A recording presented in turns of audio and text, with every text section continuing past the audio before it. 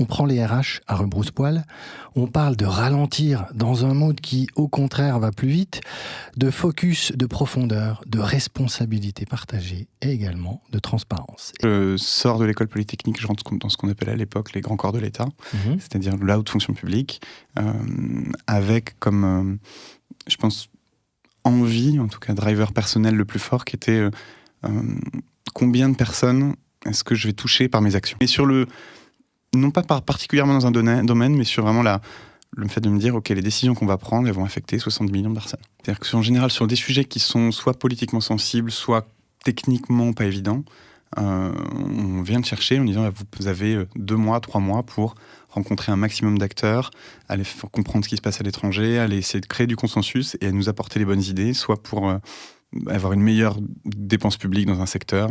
C'est des sujets où tu as besoin de rencontrer beaucoup de personnes et c'est une position qui est à la fois une position très généraliste, tu dois être capable de sauter d'un sujet à l'autre, d'aller très en profondeur, et en même temps un espèce de luxe d'autonomie et de capacité à rencontrer des interlocuteurs très très différents. Et je pense que c'est ça d'ailleurs qui a fait le pont avec Alan,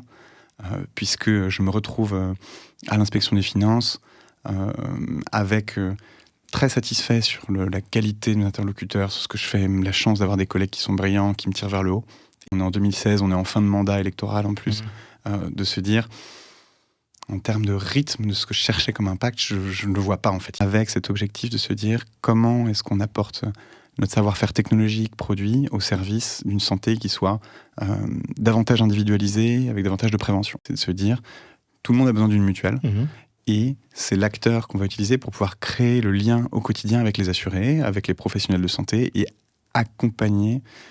avec tout notre savoir-faire technologique chacun de nos assurés. Et c'est vrai que c'était complètement, alors c'est un terme qu'on emploie beaucoup aujourd'hui, disruptif, mais vous avez quand même